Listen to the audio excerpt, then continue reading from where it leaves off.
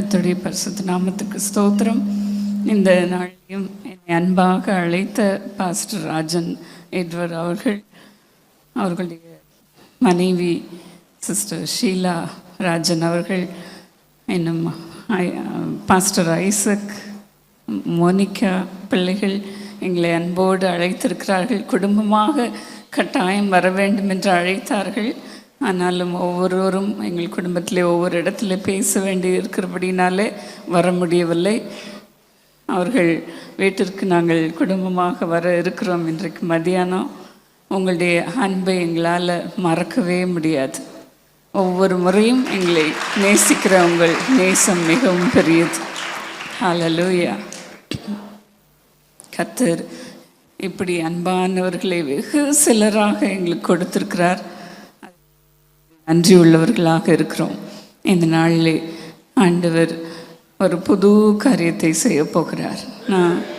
நான் இந்த மெசேஜை பேசணும்னு எடுத்து வச்சேன்.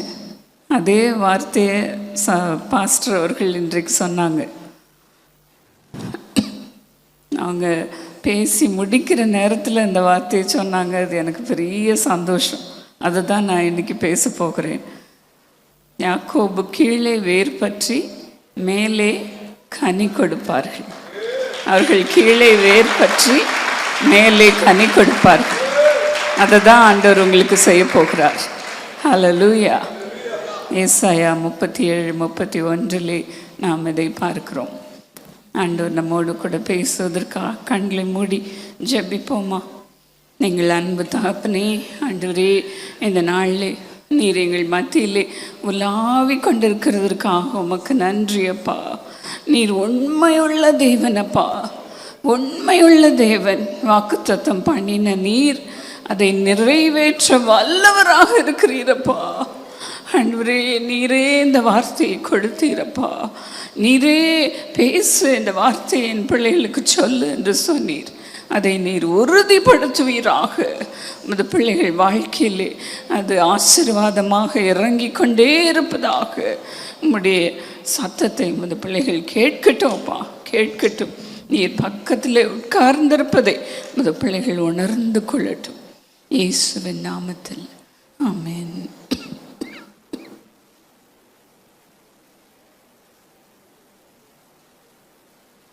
இன்றைக்கும் ஏசாயா 27:6 நாம் பார்ப்போமா? யாக்கோபு வேர் பற்றி இஸ்ரவேல் பூத்து காய்த்து உலகத்தை பலனால் நிரப்பும் நாட்கள் வரும். எவ்வளோ அருமையாக ஆண்டவர் ஒரு மனுஷனை வழி நடத்துகிறார் பாருங்கள். ஒரு செடியில் வேர் பற்றி அது ஸ்ட்ராங்காக இருந்தால் தான் பூத்து காய்த்து கனி கொடுக்க முடியும். ஆண்டவர் எப்படி அழகாக கிரியை செய்கிறார். ஒவ்வொருடைய வாழ்க்கையிலையும் ஒவ்வொரு வேலையும் கருத்தாய் கனிவோடு நமக்கு செய்கிறார்.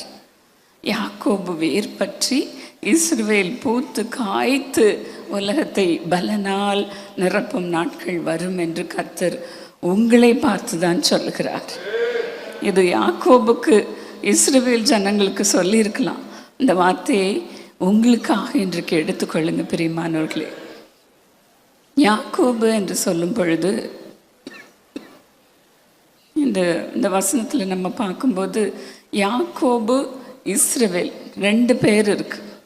இந்த 2 பேரும் ஒரே மனுஷனுடைய பேர் தான். நம்ம யாக்கோபுன்னு பார்க்கும்போது யாக்கோபு பழைய மனுஷன்னு சொல்கிறாங்க. இஸ்ரவேலை புதிய ஆசீர்வதிக்கப்பட்ட மனுஷன் சொல்கிறாங்க.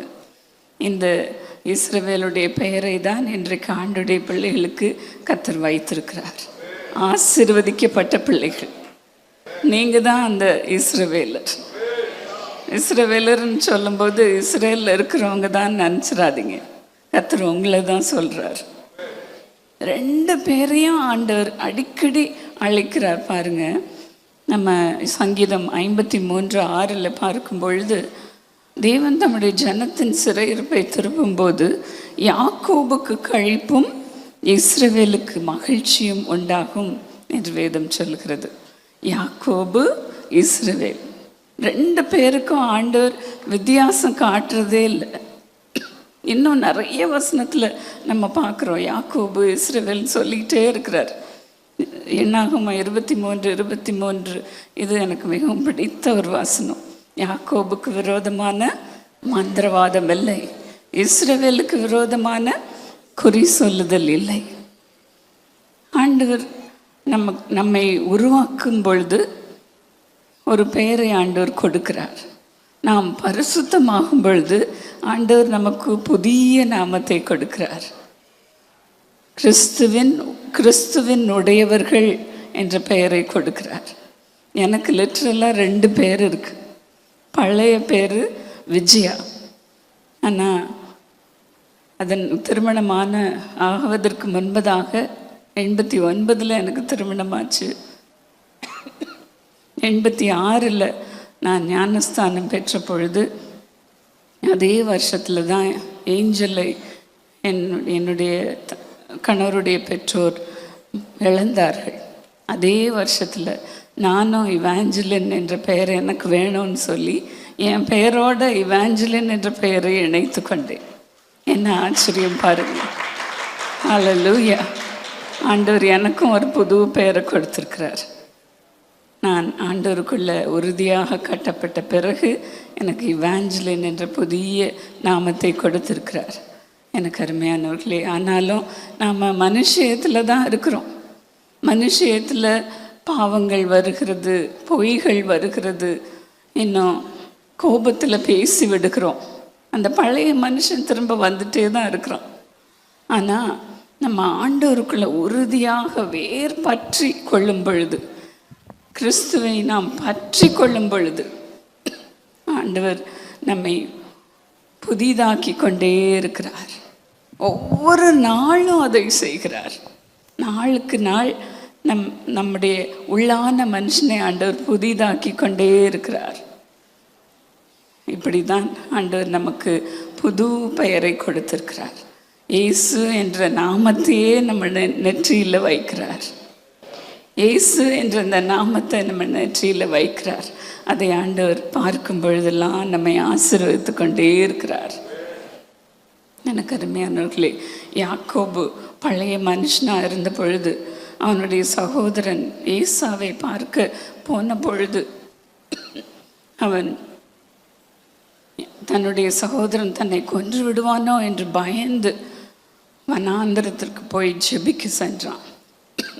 பயத்தில், ஆண்டவரே என்னை பரிசுத்தப்படுத்தும், என்னை புதிதாக மாற்றும், நான் பழைய சுபாவத்தோடு என் சகோதரனை பார்க்க போகக்கூடாது, நான் அழிந்து போய்விடுவேன், என் சகோதரனை கொன்று போடுவான். ஆண்டவரே நீர் என்னை ஆசீர்வதியும், நீர் என்னை ஆசீர்வதியும், என்னை ஆசீர்வதித்தால் ஒழிய நான் உம்மை போக விடேன் என்று ஆண்டுடைய பாதத்தை பற்றி கொண்டான். எவ்வளோ பயம் இருந்திருக்கும் பாருங்க. ஐயோ, நம்ம எத்தனை இருக்கிறோம், பாவ மனுஷனாக இருக்கிறோம், எப்படி என் சகோதரனை நான் சந்திப்பேன், இந்த அழுக்கோடு எப்படி அவரை சந்திப்பேன், அவன் என்னை கொன்று போடுவானே என்ற பயம் அவனுக்கு இருந்திருக்கும். ஆயினால்தான் தன் மனைவி பிள்ளைகளை விட்டு தனிமையாக வனாந்திரத்துக்கு சென்று கதறி அழுதான். ஆண்டவரே என்னை பரிசுத்தமாக்கும், என்னை பரிசுத்தமாக்கும் என்று அழுதான். தேவனோடு போராடினான், மனுஷனோடு போராடினான். ஆகையினால்தான் அவனுக்கு ஆண்டவர் புது பெயரை கொடுத்தார். இனிமே அவன் பெயர் யாக்கோபு இல்லைப்பா, இஸ்ரவேல் என்று அவனை கர்த்தர் ஆசீர்வதித்தார். இப்படி தான் ஆண்டவர் இன்றைக்கு உங்களை ஊன்ற கட்ட போகிறார், வேர் பற்றி கொள்ளும்படி செய்ய போகிறார், ஆண்டவருக்குள்ள உறுதியாக கட்ட போகிறார். நம்ம முதலாவது பார்த்தது யாக்கோபு வேர் பற்றி. வேர் பற்றி என்பதற்கு உறுதியாக அவனை நிலைநாட்டுகிற ஒரு காரியமாக இருக்கிறது. என் கணவர் போன வருஷத்தில் 2022 வாக்குத்தத்தத்தை சொன்னாங்க. 1 பேதுரு 5:10 இந்த வருஷத்துக்கு ஆண்டவர் இது தான் செய்ய போகிறார் என்று. கொஞ்ச காலம் பாடு அனுபவிக்கிறவங்களே சீர்படுத்தி, ஸ்திரப்படுத்தி, பலப்படுத்தி நிலை நிறுத்த போகிறார் என்று.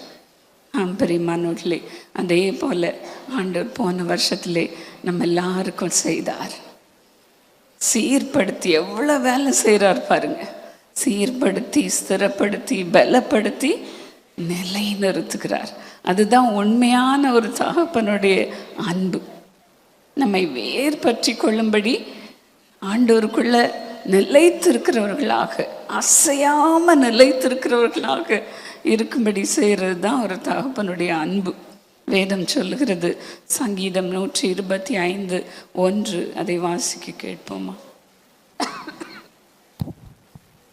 கர்த்தரை நம்புகிறவர்கள் என்றென்றைக்கும் அசையாமல் நிலைத்திருக்கும் சியோன் பர்வதத்தை போல் இருப்பார்கள். நம்ம அசையாம இருக்கணும்.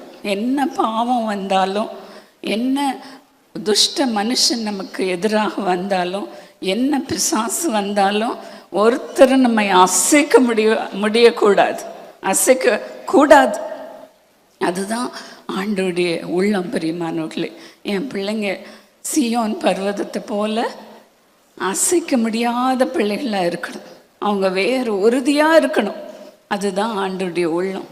அப்படி தான் ஆண்டவர் உங்களை இன்றைக்கு தம்முடைய ஆவியை கொடுத்து ஸ்திரப்படுத்த போகிறார், நிலைநிறுத்த போகிறார். அதற்கு ஆண்டவர் என்னெல்லாம் ஆயத்தம் பண்ணுகிறார் என்று நாம் பார்க்கும்போது வேதத்தில் நிறைய வசனத்தை நம்ம பார்க்குறோம். ஆண்டவர் இதற்காக நம்மை ஆயத்தப்படுத்துகிறார். நம்ம உறுதியாக இருக்கணும்னு ஆயத்தப்படுத்துகிறார். சங்கீதம் 80:8 நாம் வாசிக்க கேட்போமா? 8, 9 போன்ற வசனங்கள். உன் பலிகளின் நிமித்தம் உன்னை கடிந்து கொள்ளேன். உன் தகன பலிகள் எப்போதும் எனக்கு முன்பாக இருக்கிறது. உன் வீட்டிலிருந்து காளைகளையும் உன் தொழுவங்களிலிருந்து. சங்கீதம் 80:8-9 அதான் வாசிக்கிறீங்க. நீர் எகிப்திலிருந்து ஒரு திராட்சை கொடியை கொண்டு வந்து ஜாதிகளை துரத்திவிட்டு அதை நாட்டினீர். அதற்கு இடத்தை ஆயத்தப்படுத்தினீர். அது வேரூன்றி தேசமெங்கும் படர்ந்தது.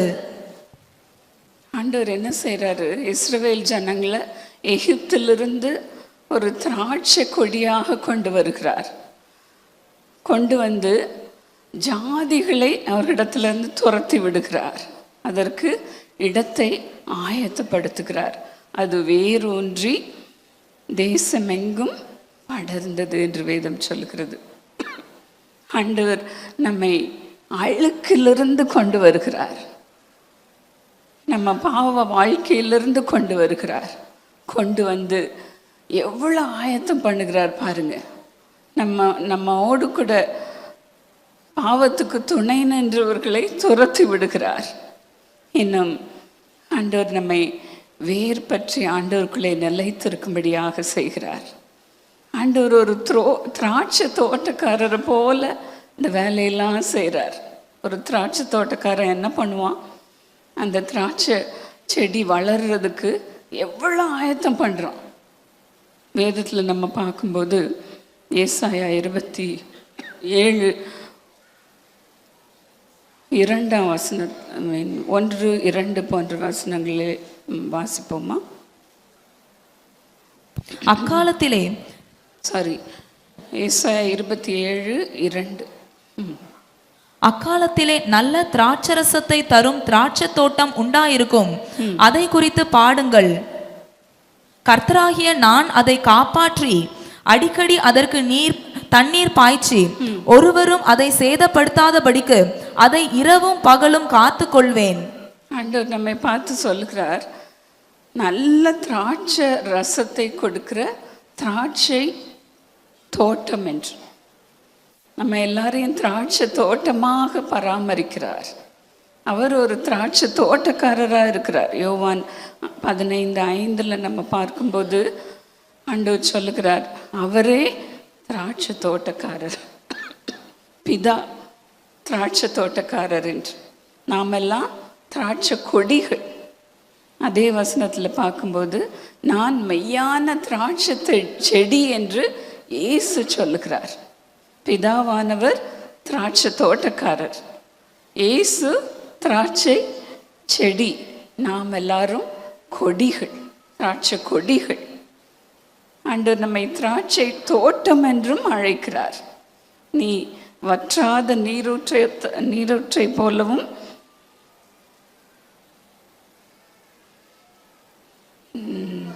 நீர்ப்பாய்ச்சலான தோட்டத்தை போலவும் இருப்பீர்கள். நீர்ப்பாய்ச்சலான தோட்டத்தை போல இருப்பீர்கள் என்று ஏசாயா 58:11 நாம் பார்க்கிறோம்.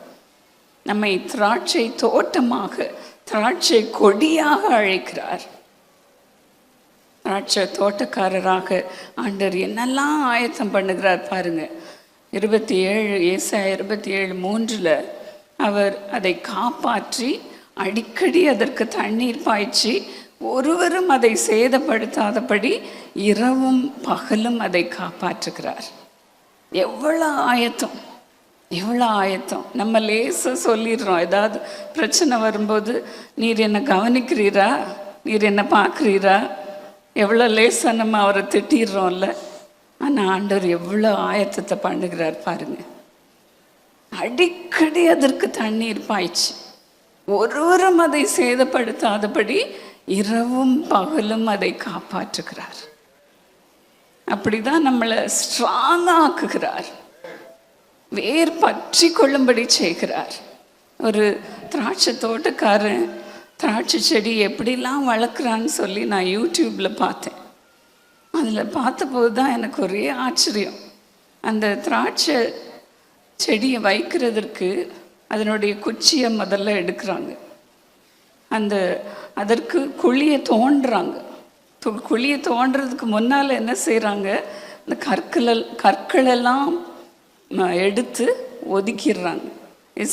இஸ்ரவேல் தேசத்தில் நம்ம பார்க்கும்போது ஒரே கற்களாக இருக்கும் அந்த மணல்லாம்.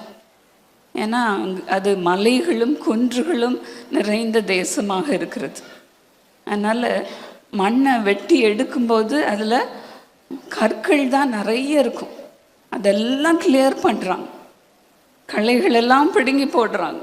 அதுக்கப்புறம் அதை தோண்டுறாங்க.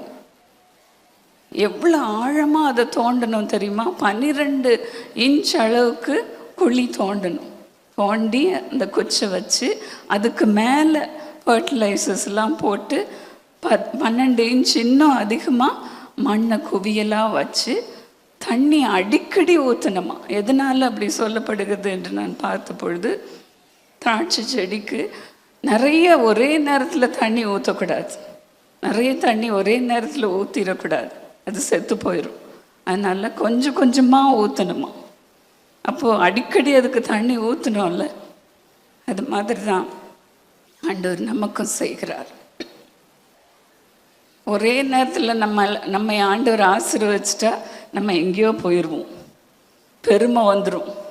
ஆனால் ஆண்டவர் என்ன செய்கிறார், அடிக்கடி அதற்கு தண்ணீர் ஊற்றுக்கிறார். என் பிள்ளை எனக்கு பரிசுத்தமான பிள்ளையாக இருக்கணும், என் பிள்ளை எனக்கு உகந்த பிள்ளையாக இருக்கணும், என்னை பற்றி கொள்ளுகிற பிள்ளையாக இருக்கணும் சொல்லி அடிக்கடி எப்பெல்லாம் நாம் பலவீனப்படுகிறோமோ அப்பெல்லாம் ஆண்டவர் நம்மை தேற்றிக்கொண்டே இருக்கிறார். தம்முடைய ஆவியினாலே நம்மை நிரப்பிக்கொண்டே இருக்கிறார். ஆண்டவரே என்னால் முடியல என்று நாம் அழும் பொழுது, நம்முடைய பாவங்களை அறிக்கை செய்யும் பொழுது, அப்பொழுதெல்லாம் தம்முடைய ஆவியினாலே நம்மை நிரப்பி பலப்படுத்துகிறார். அடிக்கடி அதற்கு தண்ணீர் பாய்ச்சுகிறார். எவ்வளோ நல்ல திராட்சை தோட்டக்காரர் நமக்கு இருக்கிறார் பாருங்க. அப்போ தான் நம்ம நல்ல வேர் ஊன்றி ஆண்டவருக்குள்ளே வளர முடியும். இந்த வேர் இயேசுவையும் குறிக்கிறதாக இருக்கிறது. இயேசுவாகிய வேர் நமக்குள்ளே இருந்தால் தான் நாம் நல்ல ஸ்ட்ராங்காக நிற்க முடியும். வேதத்தில் ஏசாயா 11:10 இன்னும் அநேக இடங்களில் இயேசுவை குறித்து தீர்க்க தரிசனமாக சொல்லப்பட்டிருக்கிறது. இயேசுதான் ஈசாயின் வேராக இருக்கிறார். ஆம் பிரியமானவர்களே, இந்த இயேசுவை நீங்கள் விடாமல் பற்றி கொள்ளுங்கள். நம்ம பாடுறோம், இயேசு போதுமே, இயேசு போதுமே, என்ன வந்தாலும் இயேசு போதுமே, மரணம் என்னை தேடி வந்தாலும், மாம்சம் அழுகி நாறி போனாலும் இயேசு போதுமேன்னு பாடுறோம். அப்படி ஆண்டவரை பிடிச்சுக்கோங்க பிரியமானவர்களே. ஆண்டவர் நம்மை அடிக்கடி தேற்றுகிற தேவனாக இருப்பார். வேதத்தில் நம்ம பார்க்கும்போது 2 கொரிந்தியர் 4:16 உள்ளான மனுஷனானது நாளுக்கு நாள் புதிதாக்கப்படுகிறது என்று வேதம் சொல்லுகிறது. இன்னும் எபேசியர் 3:16 அவருடைய ஆவியினாலே உள்ளான மனுஷனில் நாம் வல்லமையாக பலப்படுகிறோம். அப்படிதான் ஆண்டவர் அடிக்கடி நமக்கு தண்ணீர் பாய்ச்சி கொண்டே இருக்கிறார். கர்த்தர் நம்மை நிமிஷந்தோறும் விசாரிக்கிறவராக இருக்கிறார்.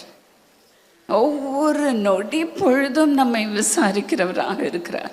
இரவும் பகலும் அதை காத்து கொள்கிறார் என்று நம்ம வேதத்தில் பார்த்தோம்ல. ஒருவரும் அதை சேதப்படுத்தாதபடி இரவும் பகலும் காப்பாற்றுகிறார். இஸ்ரவேல் ஜனங்களை அப்படிதான் ஆண்டவர் காப்பாற்றினார். நான் உனக்கு கானான் தேசத்தை கொடுப்பேன் என்று சொன்ன பொழுது சும்மா அவங்கள அனுப்பி விட்டுறல. அதுக்கு முன்னால் என்னெல்லாம் வேலை செஞ்சார் தெரியுமா?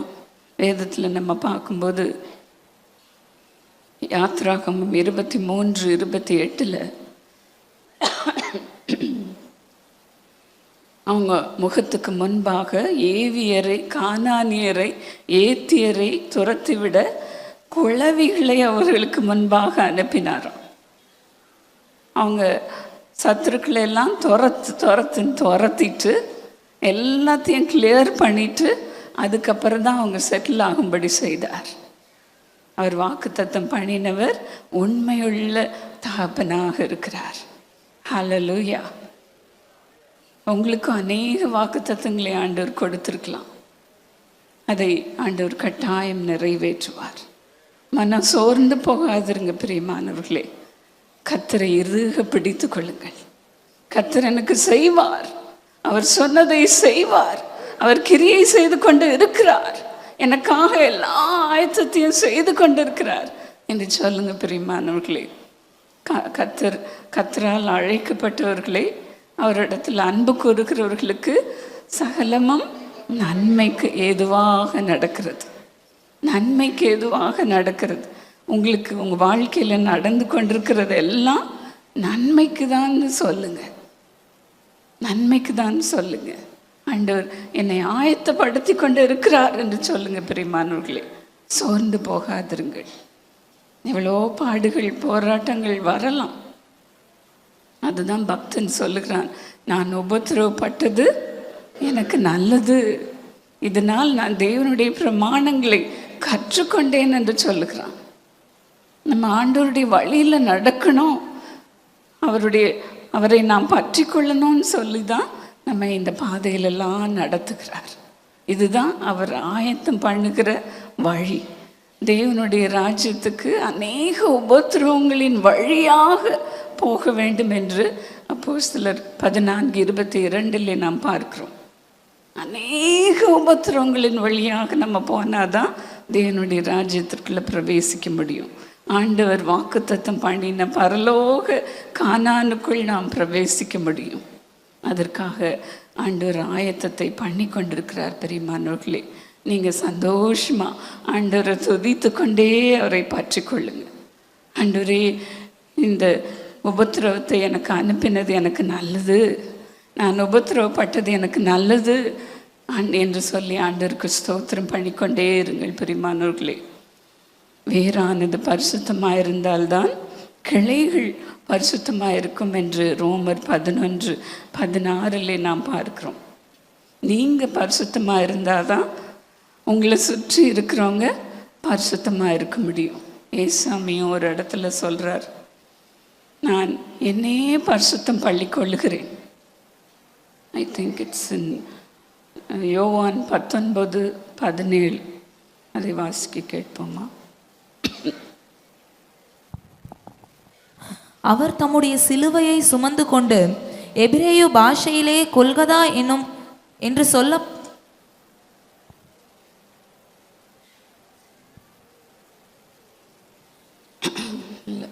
எபிரேய பாஷையிலே கொல்கதா என்று சொல்லப்படும் கபாலஸ்தலம் என்கிற இடத்திற்கு புறப்பட்டு போனார். சரி, எங்க இருக்குன்னு தெரியல. 17:19 வாசிமா. அவர்களும் சத்தியத்தினாலே பரிசுத்தமாக்கப்பட்டவர்களாகும்படி அவர்களுக்காக நான் என்னைத்தானே பரிசுத்தமாக்குகிறேன். அப்பா, ஏசாமியே இப்படி ஜெபிக்கும்போது நம்ம எவ்வளோ தூரம் ஜெபிக்கணும்ல. என்னோடு கூட இருக்கிறவர்கள் பரிசுத்தமாக இருக்கிறதற்காக என்னைத்தானே நான் பரிசுத்தமாக்கி கொள்கிறேன். வேர் பரிசுத்தமாக இருந்தால்தான் கிளைகள் பரிசுத்தமாக இருக்கும். நானும் அடிக்கடி இந்த ஜெபத்தை செய்வேன். ஆண்டவரே, நான் பரிசுத்தமாக இருந்தால் தான் என்னுடைய குடும்பம் பரிசுத்தமாக இருக்கும், என்னுடைய ஊழியம் பரிசுத்தமாக இருக்கும். இதை நம்ம அவசியம் ஒவ்வொரு நாளும் ஜெபிக்கணும் பிரியமானவர்களே. இந்த வேராகிய நீங்கள் பரிசுத்தமாக இருந்தால்தான் மற்ற எல்லாம் பரிசுத்தமாக இருக்கும். ஒவ்வொரு நாளும் ஆண்டவர்கிட்ட கதறி அழுவோம் பிரியமானவர்களே. ஆண்டவரே, என்னுடைய பாவக்கரையை அகற்றி போடும், என்னை இப்படி பரிசுத்தத்தினால் நிரப்பும் என்று கேளுங்க பிரியமானவர்களே. அப்பொழுது கர்த்தர் உங்களை கழுவி போடுவார், உங்களை உறுதியாக நிற்கும்படி செய்வார். இரண்டாவதாக நம்ம பார்க்கும்போது, இஸ்ரவேல் பூத்து காய்த்து உலகத்தை பலனால் நிரப்பும் நாட்கள் வரும் என்று வேதம் சொல்கிறது. நம்ம வேர் பற்றி வேர் ஸ்ட்ராங்காக இருந்தால் தான் பூத்து காய்த்து உலகத்தை பலனால் நிரப்ப முடியும். நம்ம வேர் வீக்காக இருந்தால் ஒன்றும் நடக்காது. அந்த பலன் தராமல் போனால் தோட்டக்காரன் என்ன செய்வான், அந்த செடியை வெட்டி வேரோட பிடுங்கி எரித்து போடுவான். பிரியமானவர்களே, நம்முடைய வேர் ஸ்ட்ராங்காக இருந்தால் தான் கனி கொடுக்கிறவர்களாக இருக்க முடியும், மற்றவர்களுக்கு பிரயோஜனமாக இருக்க முடியும், ஆண்டவருக்கு பிரயோஜனமாக இருக்க முடியும். நிறைய நேரத்தில் ஆண்டவரே என்னை நிரப்பும் என்று கேட்போம், என்னை அபிஷேகத்தினால் நிரப்பும் என்று கேட்போம், என்னை ஆசீர்வதியும், என் பிள்ளைங்கள ஆசீர்வதியும்னு கேட்போம். ஆனால் மற்றவங்கள மறந்துடுறோம், ரொம்ப செல்ஃபிஷாக ஜெபம் பண்ணுறோம். ஆனால் ஆண்டவர்கிட்ட சொல்லி பாருங்க, ஆண்டவரே, எனக்கு நீர் ஆசீர்வாதத்தை கொடுத்துருக்கிறீர், நான் மற்றவங்களுக்கு ஆசீர்வாதமாக இருக்கணும், மற்றவங்களுக்கு ஆசீர்வாதமாக கனி கொடுக்குற பிள்ளையாக இருக்கணும்னு கேட்டு பாருங்க. ஆண்டவர் உங்களை எப்படி ஆசீர்வதிக்கிறாருன்னு நீங்களே பார்ப்பீங்க. இஸ்ரவேல் பூத்து காய்த்து உலகத்தை பலனால் நிரப்பும் நாட்கள் வரும். இதோ நான் சீக்கிரமாக வருகிறேன், அவனானுக்குரிய கிரியையின் பலன் என்னோடே வருகிறது என்று ஆண்டவர் சொல்லுகிறார். ஆண்டவர் சீக்கிரமாக வரார். காலம் செல்லாது, காலம் செல்லாது. நம்ம இப்படியே இருந்த நாட்கள் போதும் பிரியமானவர்களே. மற்றவர்களுக்கு பிரயோஜனமாக வாழ நம்மை ஒப்பு கொடுப்போமா? இன்றைக்கு ஒரு தீர்மானத்தை எடுப்போம். ஆண்டவரே, நான் பூத்து காய்த்து உலகத்தை ஆசீர்வதிக்கிறவளாக இருக்க வேண்டும், என்னை நிரப்பும் என்று கேட்போம். இதுவரை ஜெபித்த ஜெபம், செல்ஃபிஷாக நம்ம ஜெபித்த ஜெபம் போதும் பிரியமானவர்களே.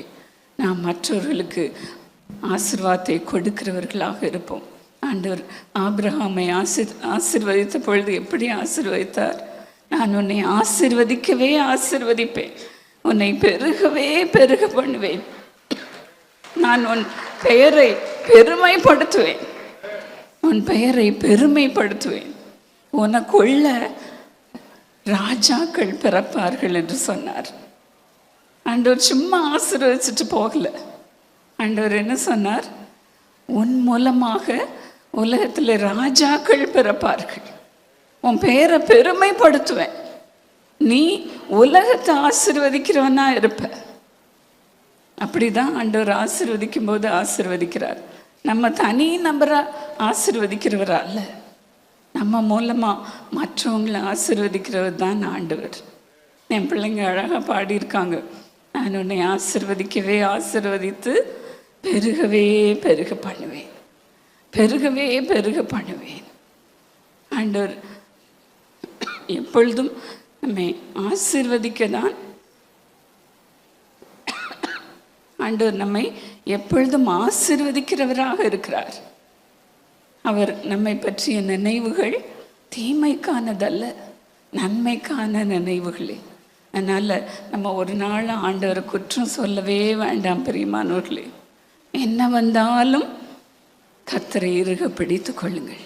எல்லாம் நன்மைக்கு ஏதுவாக தான் இருக்கும். இஸ்ரவேல் ஜனங்களை ஆண்டவர் எப்படி பெருக பண்ணினார் பாருங்க. ஏசாயா 26:15 வாசிக்க கேட்போமா? இந்த ஜாதியை பெருக பண்ணினீர் கர்த்தாவே, இந்த ஜாதியை பெருக பண்ணினீர். நீர் மகிமைப்பட்டீர். தேசத்தின் எல்லை எல்லாவற்றையும் நெடுந்தூரத்தில் தள்ளி வைத்தீர். ஹல்லேலூயா. கர்த்தர் இஸ்ரவேல் ஜாதியை பெருக பண்ணினார். அவங்க எல்லையை என்ன பண்ணாராம்? வெகு தூரத்தில் தள்ளி வச்சிட்டார். இதுக்கு என்ன அர்த்தம் தெரியுமா? இஸ்ரவேல் தேசத்தில் அது ஒரு காடு போல இருந்தது. ஆண்டவர் இஸ்ரவேல் ஜனங்களுக்கு சுதந்திரமாக நிறைய இடங்களை கொடுத்தார். ஒவ்வொரு ஜாதிக்கும் ஒவ்வொரு இடத்தை குறித்து கொடுத்தார். ஆனால் கடைசியில் எப்பிராயிம் மனாசே இவங்களுக்கெல்லாம் இடம் போதாமல் இருந்தது. அதனால் அவங்க யோசுவான் இடத்துல கேட்டாங்க, எங்களுக்கு இடம் இல்லையே, நாங்கள் என்ன செய்வோம்? நாங்கள் பெருகி இருக்கிறோம், எங்களுக்கு இடம் இல்லைன்னு கேட்டாங்க. அப்போது யோசுவா சொன்னான், இந்த காடெல்லாம் இந்த மரத்தெல்லாம் வெட்டி எடுத்து போட்டுருங்க, நிலத்தை விஸ்தாரமாக்குங்க, அந்த இடத்த ஆண்டவர் உங்களுக்கு கொடுக்குறார் என்று சொன்னார்.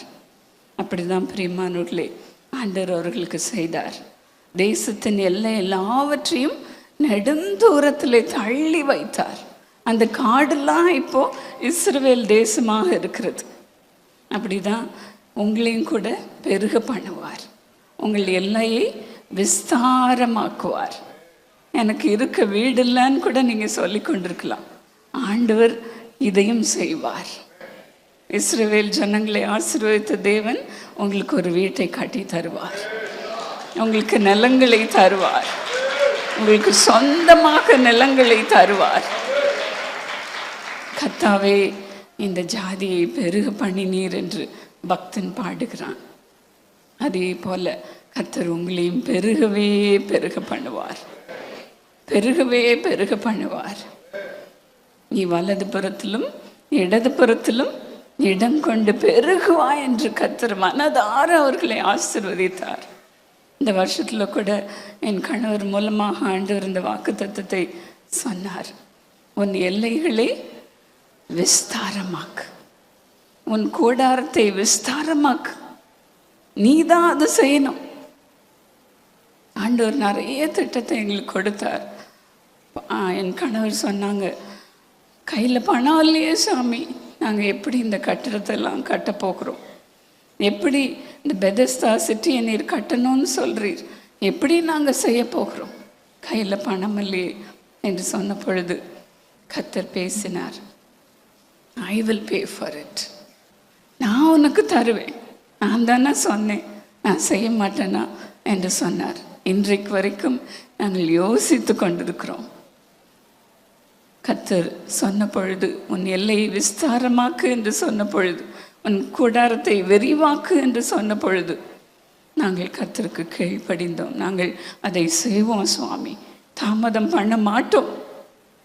ஆண்டவர் சொன்னார், காலம் செல்லாது, நான் சீக்கிரமாக வரப்போகிறேன் என்று சொன்னார். ஆகையினாலே அதற்குரிய ஆயத்தங்களை நாங்கள் செய்து கொண்டு இருக்கிறோம். அப்படியே கர்த்தர் உங்களுக்கும் செய்வார் பிரியமானவர்களே. இதற்கும் நாம் ஆயத்தம் பண்ணுகிறார். நாம் விஸ்தாரமாகும்படி இதற்காகவும் ஆயத்தத்தை பண்ணிக்கொண்டு இருக்கிறார். யாத்திராகமம் 34 யாத்திராகமம் 34:24 நாம் வாசிக்க கேட்போமா? நான் புறஜாதிகளை உங்கள் முன்னின்று துரத்திவிட்டு உங்கள் எல்லைகளை விஸ்தாரமாக்குவேன். வருஷத்தில் 3 தரம் உங்கள் தேவனாகிய கர்த்தருடைய சந்நிதிக்கு முன்பாக காணப்பட போயிருக்கும் போது போதும். புறஜாதிகளை உங்கள் முன்னின்று துரத்திவிட்டு உங்கள் எல்லைகளை விஸ்தாரமாக்குவேன் என்று சொல்லுகிறார். ஆண்டவர் நம்மை ஆசீர்வதிக்கிற தேவன். அதற்கு முன்னால் எல்லா ஆயத்தத்தையும் பண்ணுகிறார். நம்மை ஆண்டவர் ஆசீர்வதிக்கிறதுக்கு முன்னால் எவ்வளோ போராட்டம் வருது. எவ்வளோ போராட்டம் வருது. சத்துருக்கள் பற்களை கடித்து கொள்ளுகிறார்கள், நமக்கு எதிராக பேசுகிறார்கள், நம்மை எதிர்த்து வருகிறார்கள். ஆனாலும் கர்த்தர் இப்படிப்பட்ட ஆயத்தத்தை நமக்கு பண்ணுகிறார்.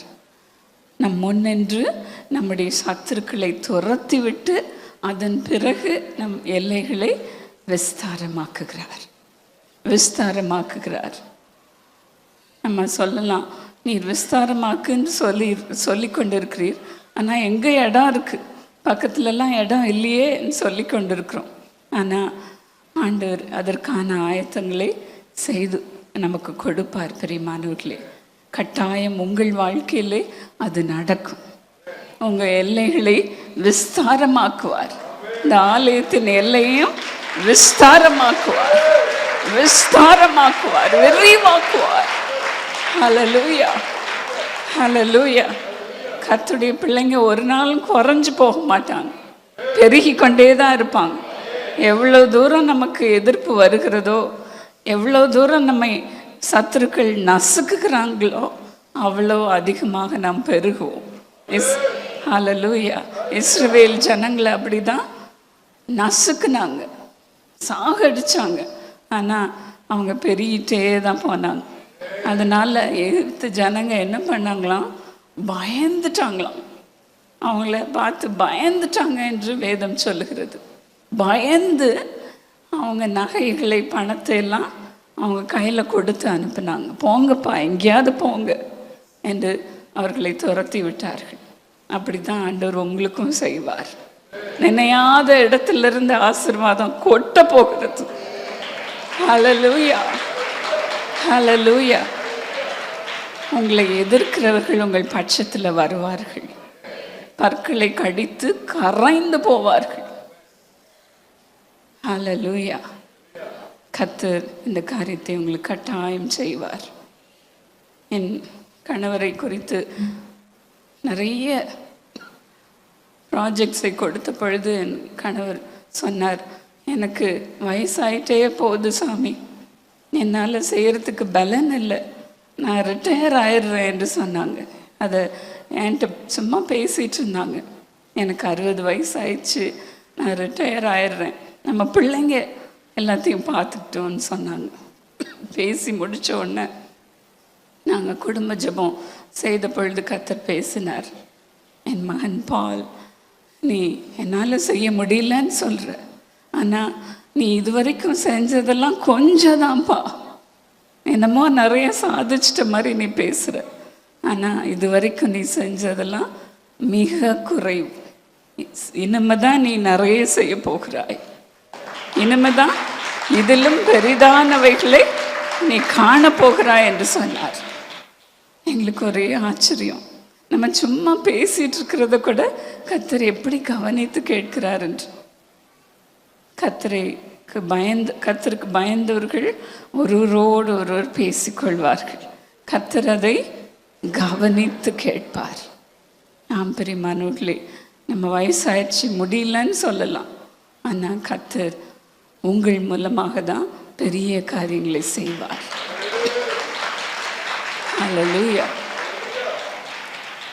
யோசுவா 13:1 பாருங்க, யோசுவாவை பார்த்து ஆண்டவர் சொல்லுகிறார், நீ வயது சென்றவனும் முதிர்ந்தவனுமானாய், சுதந்திரித்து கொள்ள வேண்டிய தேசம் இன்னும் மகா விஸ்தாரமாக இருக்கிறது என்று சொன்னார்.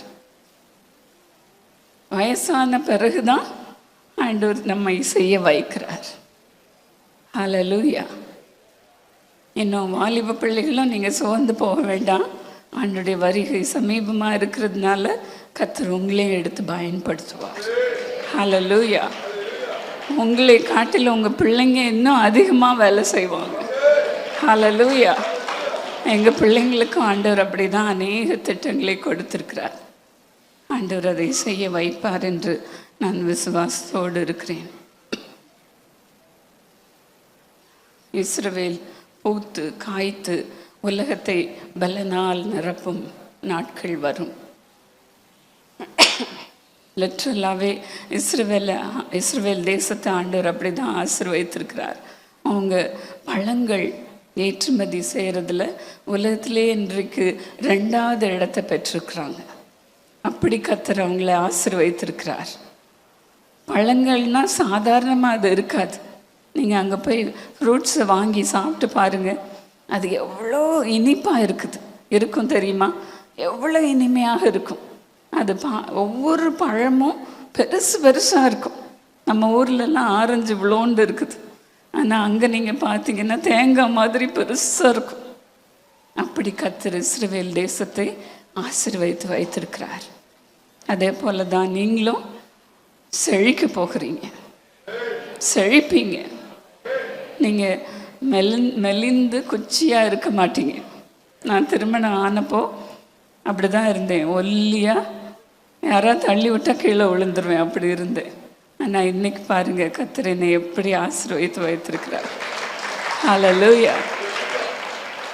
அப்படி தான் உங்களையும் செழிக்க செய்வார். ஏசாயா 35:1 நாம் பார்க்கும் பொழுது, வனாந்திரமும் வறண்ட நிலமும் மகிழ்ந்து, அதை வாசிங்கம்மா. 1-2. வனாந்திரமும் வறண்ட நிலமும் மகிழ்ந்து கடுவெளி கழித்து புஷ்பத்தை போல செழிக்கும். 2. அது மிகுதியாய் செழித்து பூரித்து ஆனந்த களிப்புடன் பாடும். லீபனோனின் மகிமையையும் கர்மேல் சாரோன் என்பவைகளின் அலங்காரமும் அதற்கு அளிக்கப்படும். அவர்கள் கர்த்தருடைய மகிமையையும் நமது தேவனுடைய மகத்துவத்தையும் காண்பார்கள். ஆமேன், ஆமேன். என்ன அழகாக சொல்லப்பட்டிருக்கிறது பாருங்க. நம்ம வாழ்க்கை வனாந்திரமா, வறண்ட நிலமா, கடுவழியாக இருக்குதுன்னு நம்ம நினச்சிட்டு இருக்கலாம்.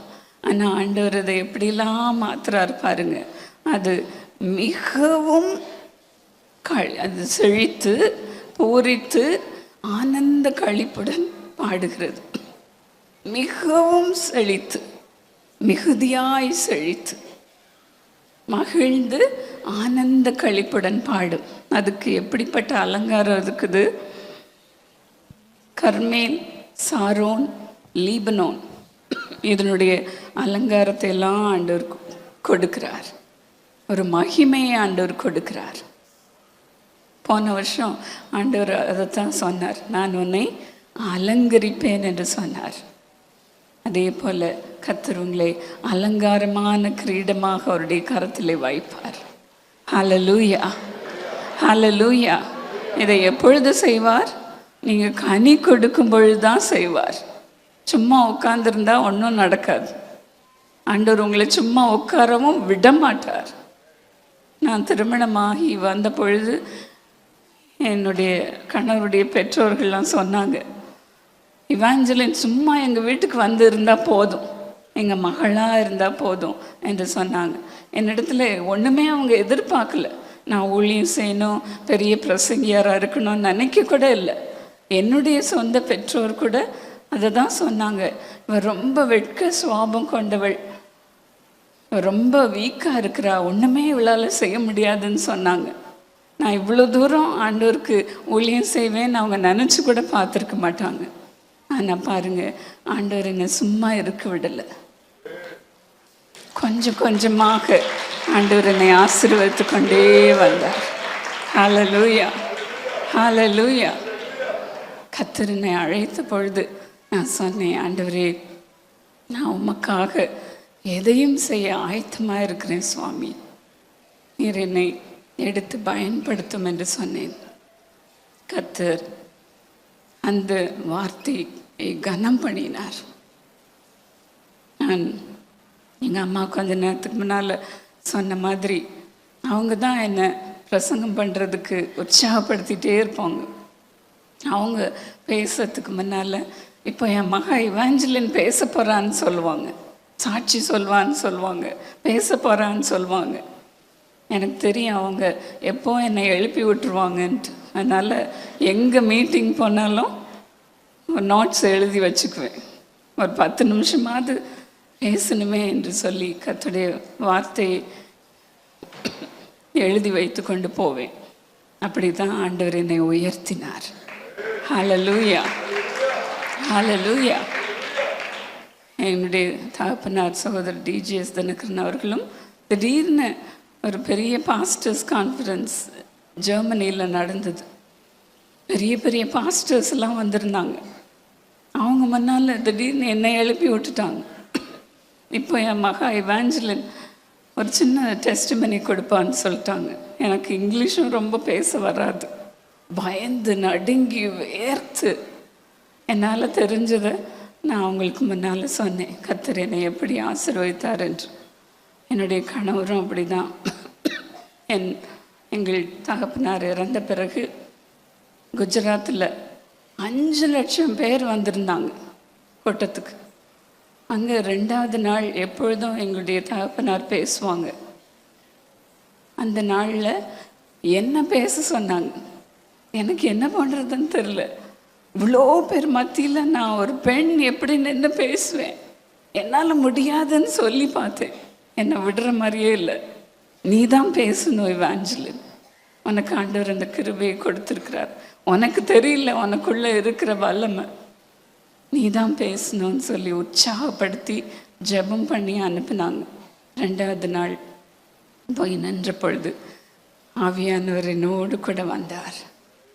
கர்த்தர் அத்தனை பேரையும் தம்முடைய அபிஷேகத்தினால் நிரப்பி போட்டார். ஹல்லேலூயா, ஹல்லேலூயா.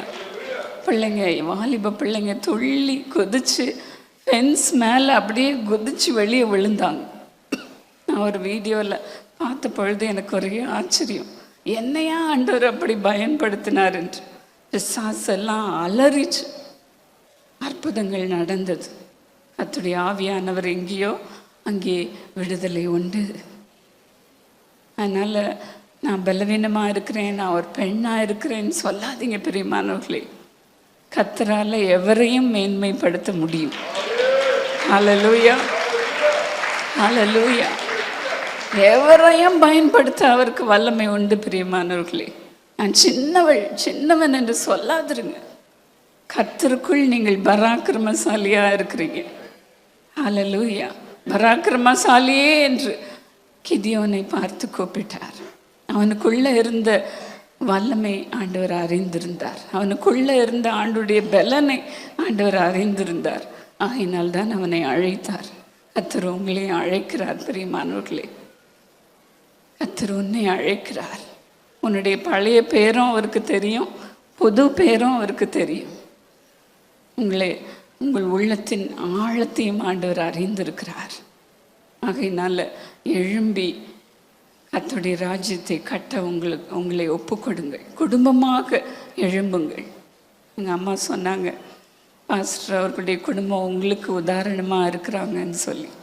அதனால் குடும்பமாக ஆண்டவருக்காக ஊழியம் செய்ய உங்களை ஒப்புக்கொடுங்கள். கர்த்தர் உங்கள் மூலம் பெரிய காரியங்களை செய்வார். ஹல்லேலூயா.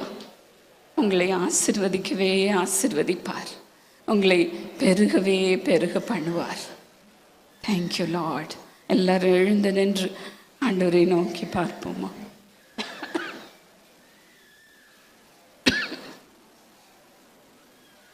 Thank you Lord.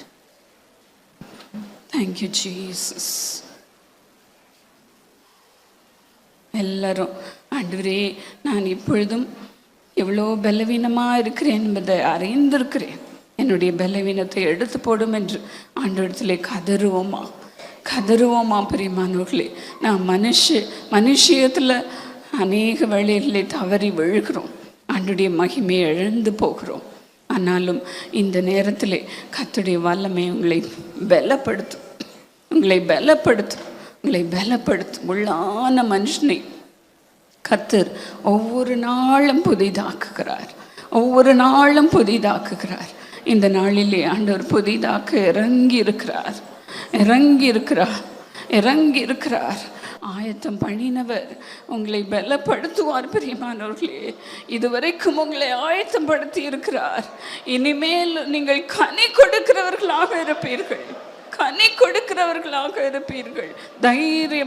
தைரியமாக நீங்கள் அடியை எடுத்து வையுங்கள் பிரியமானவர்களே. நான் கர்த்தருக்காக நடப்பேன், கர்த்தருக்கு ஊழியம் செய்வேன், கர்த்தருக்காக வாழ்வேன் என்று சொல்லுங்க பிரியமானவர்களே. ஆண்டவரே, ஒவ்வொருவருடைய இருதயத்தையும் ஆட்கொள்வீராக. இப்பொழுது ஆட்கொள்வீராக. ஆண்டவரே, மாம்சீகத்திலே முடியாதப்பா, ஆனால் ஆவியோ உற்சாகம் உள்ளது, உற்சாகம் உள்ளது. ஒவ்வொருடைய ஆவியும் பலப்படுத்தும்படியாக நிரப்புவீராக. இப்பொழுது நிரப்புவீராக. எல்லாரும் கதறி அழுவோமா? ஆண்டவரே, என்னை மன்னியுமப்பா, நான் பின்வாங்கி இருக்கிறேன், என்னை மன்னியும் சுவாமி, என்னால் முடியாது என்று சொல்லி இருக்கிறேனப்பா, என்னை மன்னியும் என்று கதறி அழுங்கள் பிரியமானவர்களே. இந்த வேளையிலே கர்த்தருடைய பலன் இறங்கி கொண்டிருக்கிறது, கர்த்தருடைய வல்லமை இறங்கி கொண்டிருக்கிறது. நீங்கள் பலன் கொண்டு உலகத்தை கலக்குகிறவர்களாக இருப்பீர்கள், உலகத்தை கலக்குகிறவர்களாக மாற்றுகிற வல்லமை இப்பொழுது இறங்கி கொண்டிருக்கிறது, இப்பொழுது இறங்கி கொண்டிருக்கிறது. பூமியை பலனால் நிரப்பும் நாட்கள் வரும், பூமியை பலனால் நிரப்பும் நாட்கள் வரும். Hallelujah, hallelujah. Take an extra mile for the Lord. முன்ன வாருங்க பிரியமானவர்களே, எழும்பி கர்த்தருக்காக ஓட உங்களை ஒப்பு கொடுங்க. கர்த்தர் இப்பொழுது உங்களை கனம் பண்ணி கொண்டிருக்கிறார், உங்களை கனம் பண்ணி கொண்டிருக்கிறார். ஹல்லேலூயா. எல்லாரும் ஸ்தோத்திரம் பண்ணுங்க பிரியமானவர்களே. கர்த்தர் புதிய காரியத்தை செய்து கொண்டிருக்கிறார், உங்களுக்குள்ளே இறங்கி கொண்டிருக்கிறார், உங்களுக்குள்ளே இறங்கி கொண்டிருக்கிறார். ஹல்லேலூயா, ஹல்லேலூயா. கர்த்தருடைய கிருபை வரங்கள் இப்பொழுது உங்கள் மூலமாக கிரியை செய்து கொண்டு இருக்கிறது பிரியமானவர்களே. பெருகி கொண்டிருக்கிறது, பெருகி கொண்டிருக்கிறது. சகலவித நற்கிரியைகளையும் செய்ய கர்த்தர் உங்களை இப்பொழுது நிரப்பி கொண்டிருக்கிறார். சகலவித நற்கிரியைகளையும், சகலவித நற்கிரியைகளையும் நீங்கள் செய்ய போகிறீர்கள், நீங்கள் செய்ய போகிறீர்கள். ஹல்லேலூயா. நல்ல கரங்களை தட்டி ஆண்டவருக்கு நன்றி சொல்வோமா, நன்றி சொல்வோமா. ஹல்லேலூயா. கர்த்தர் கொடுக்கிற பலத்தினால நீங்கள் எல்லாவற்றையும் செய்வீர்கள், எல்லாவற்றையும் செய்வீர்கள். உங்க கையில கர்த்தர் எதை கொடுக்கிறாரோ அதை செய்ய கர்த்தர் உங்களை ஆசீர்வதிக்கிறார், உங்களை ஆசீர்வதிக்கிறார், உங்களை ஆசீர்வதிக்கிறார். ஹல்லேலூயா. கர்த்தர் உங்களை ஆசீர்வதிக்கவே ஆசீர்வதிக்கிறார், உங்களை பெருகவே பெருக பண்ணுகிறார். ஹல்லேலூயா. கர்த்தருடைய மகிமை இறங்குகிறது, இறங்குகிறது, இறங்குகிறது. கர்மேலுடைய அலங்காரம், சாரோனுடைய அலங்காரம், லீபனோனுடைய மகிமை இறங்குகிறது, இறங்குகிறது. ஹல்லேலூயா. கர்த்தருக்குள் மகிழ்ந்து ஆனந்த சந்தோஷம் அடைகிறீர்கள், ஆனந்த சந்தோஷம் அடைகிறீர்கள். கர்த்தரில் மனமகிழ்ச்சியா இருக்கிறீர்கள். ஆண்டவருக்கு நன்றி சொல்லுங்க பிரியமானவர்களே, நன்றி சொல்லுங்க. உங்க கவலை எல்லாம் தூக்கி எறியுங்க. கர்த்தர் இப்பொழுது உங்களை சந்தோஷத்தின் ஆவியினால் நிரப்புகிறார், நிரப்புகிறார், நிரப்புகிறார். நிரம்புங்க பிரியமானவர்களே. கர்த்தர் கொடுக்கிற சந்தோஷத்தின் ஆவி இப்பொழுது ஊற்றப்படுகிறது, இப்பொழுது ஊற்றப்படுகிறது, இப்பொழுது ஊற்றப்படுகிறது. பழைய மனுஷன் அழிந்து போனான், புதிய மனுஷனாக உங்களை உருவாக்குகிறார், உருவாக்குகிறார், உருவாக்குகிறார். ஹல்லேலூயா, ஹல்லேலூயா. இஸ்ரவேலே என்று உங்களை அழைக்கிறார் பிரியமானவர்களே, உங்களை அழைக்கிறார். நன்றியப்பா, நன்றியப்பா, நன்றியப்பா. ஆண்டவரே, எங்களுக்கு புதிய நாமத்தை கொடுத்திருக்கிறதற்காக உமக்கு நன்றி சொல்லுங்க பிரியமானவர்களே. உங்க நெற்றிகளிலே இயேசுவின் பெயரை ஆண்டவர் கொடுக்கிறார், ஆண்டவர் கொடுக்கிறார். நன்றி சொல்லுங்க பிரியமானவர்களே, நன்றி சொல்லுங்க. கர்த்தர் உங்களை சும்மா இருக்க விட மாட்டார், சும்மா இருக்க விட மாட்டார். கர்த்தர் உங்களை எழுப்புகிறார். எழும்பி பிரகாசி, உன் ஒளி வந்தது, உன் ஒளி வந்தது. கர்த்தருடைய மகிமை உன்மேல் உதித்து கொண்டிருக்கிறது, உன்மேல் உதித்து கொண்டிருக்கிறது. இந்த பூமியை காரிருள் நிரப்பலாம், ஆனா உங்க மேல கர்த்தருடைய வல்லமை இறங்குகிறது, கர்த்தருடைய மகிமை இறங்குகிறது. ஹல்லேலூயா, ஹல்லேலூயா. நீங்க இந்த உலகத்துக்கு வெளிச்சமாக இருப்பீர்கள், வெளிச்சமாக இருப்பீர்கள். எரிந்து பிரகாசிக்கிற விளக்காக இருப்பீர்கள். நன்றி அப்பா, நன்றி அப்பா, நன்றி சுவாமி. ஆண்டவரே, எங்க குடும்ப காரியத்தை நாங்கள் நினைத்து கொண்டு அழுது கொண்டு இருந்தது போதும் சுவாமி. அப்பா, ஒவ்வொருவரையும் எழுப்புவீராக, ஒவ்வொருவரையும் எழுப்புவீராக. காலம் பொல்லாததாக இருக்கிறதப்பா. ஆண்டவரே, அறுப்பு மிகுதி, வேலை ஆட்களோ குறைவாக இருக்கிறார்கள் அப்பா. ஆண்டவரே, மது பிள்ளைகளை நீர் தெரிந்தெடுத்திருக்கிறீர், நீர் அழைத்திருக்கிறீர். அழைத்தவர் நீர் உண்மை உள்ளவராக ஒவ்வொருவரையும் நிரப்புவீராக, ஒவ்வொருவரையும் நிரப்புவீராக. ஹல்லேலூயா, ஹல்லேலூயா. பயன்படுத்துவீராக, கனி கொடுக்கிறவர்களாக பயன்படுத்துவீராக, கனி கொடுக்கிறவர்களாக பயன்படுத்துவீராக. அன்பு, சந்தோஷம், சமாதானம், நீடிய பொறுமை, நற்குணம், விசுவாசம், அத்தனை கனிகளும் அவர்கள் மீது இறங்கட்டோப்பா, இறங்கட்டோப்பா, இறங்கட்டோப்பா. Thank you Lord, thank you Lord, thank you Lord. ஆவியின் கனிகளினாலும் அது பிள்ளைகள் நிறையட்டும், நிறையட்டும், இப்பொழுது நிறையட்டும், நிறையட்டும். மனுஷீகம் எல்லாம் ஒளிந்து போகட்டும், ஒளிந்து போகட்டும். ஹல்லேலூயா, ஹல்லேலூயா. கசப்பின் வேர்கள் காணப்படக்கூடாதப்பா. அப்பா, வேறாகிய நீர் மது பிள்ளைகளுக்குள்ளே இறங்குவீராக, உறுதியாக இறங்குவீராக, இறங்குவீராக. உமக்குள்ளே அவர்கள் கட்டப்பட்டு இருக்கட்டும் சுவாமி. இறுக உம்முடைய அன்பின் கயிறினால் கட்டி வைத்துக் கொள்வீராக. அங்கேயும் இங்கேயும் திரும்பாதபடிக்கு ஆண்டவரே, உம்மையே சார்ந்திருக்கும் அந்த பிள்ளைகளுக்கு புதிய அபிஷேகத்தை தருவீராக, புதிய அபிஷேகத்தை தருவீராக, புதிய பலனை தருவீராக.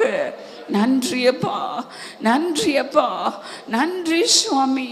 ஆண்டவரே, இந்த பொல்லாத உலகத்திலே நாங்கள் இருக்கிறோம் சுவாமி. எவ்வளோ அதிகமாக நாங்கள் பரிசுத்தமாக இருக்க வேண்டும்ப்பா, எவ்வளோ அதிகமாய் பரிசுத்தமாக இருக்க வேண்டும் சுவாமி. இஸ்ரவேலின் பரிசுத்தரே, இறங்குவீராக, இறங்குவீராக, ஒவ்வொருவருக்குள்ளும் இறங்குவீராக. நிரப்புமப்பா, நிரப்புமப்பா, உம்முடைய பலனால் நிரப்புவீராக. நல்ல திராட்சை தோட்டக்காரராக உமது பிள்ளைகளை நிரப்புவீராக, நிரப்புவீராக. ஹல்லேலூயா. எல்லாரும் ஸ்தோத்திரம் பண்ணுவோமா, ஆண்டவருக்கு நன்றி செலுத்துவோமா. புதிய காரியத்தை ஆண்டவர் செய்கிறார், புதிய காரியத்தை ஆண்டவர் செய்கிறார். நீங்கள் முற்றிலும் மாறுபட்டவர்களாக மாறிக்கொண்டிருக்கிறீர்கள், மாறிக்கொண்டிருக்கிறீர்கள்.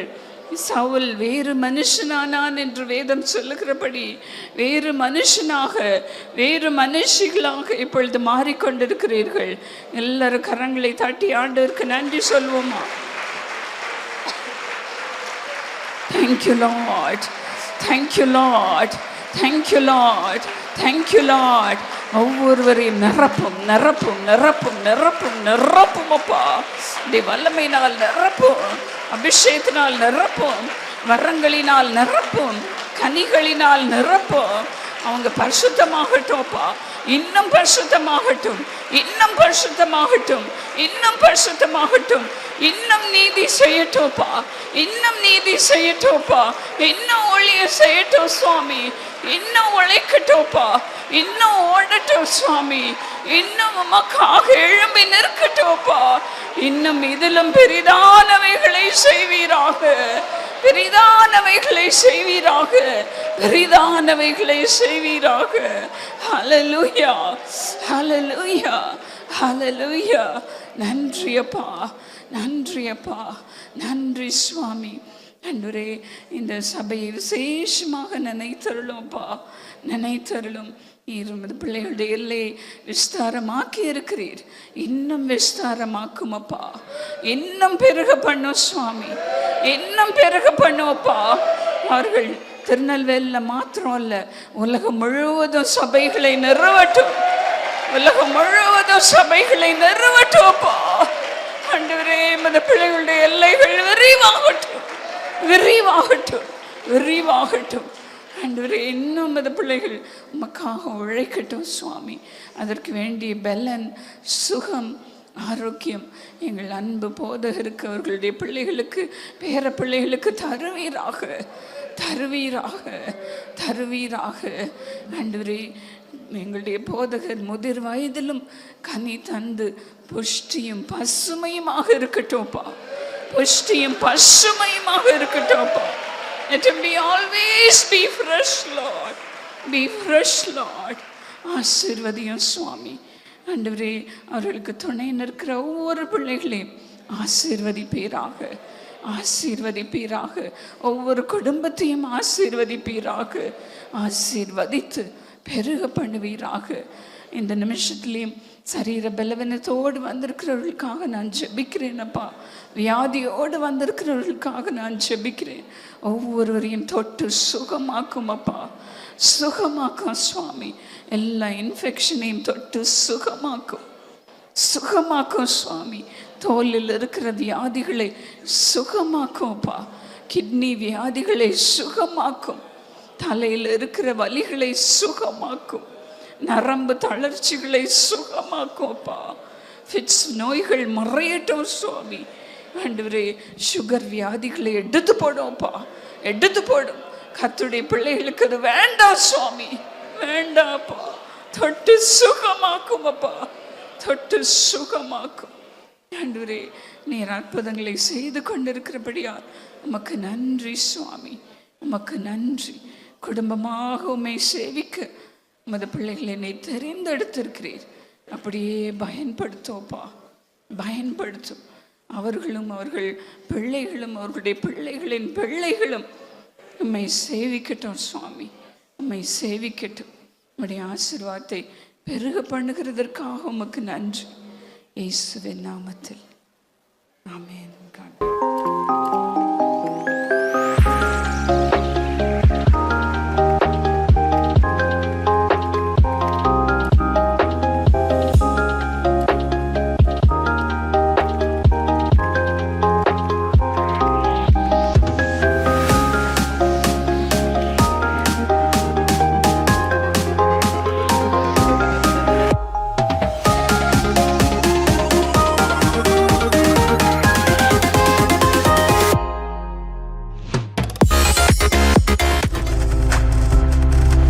நீங்கள் பார்த்து கொண்டிருப்பது உங்கள் ஜாய் டிவி. உங்கள் துக்கம் சந்தோஷமாய் மாறும்.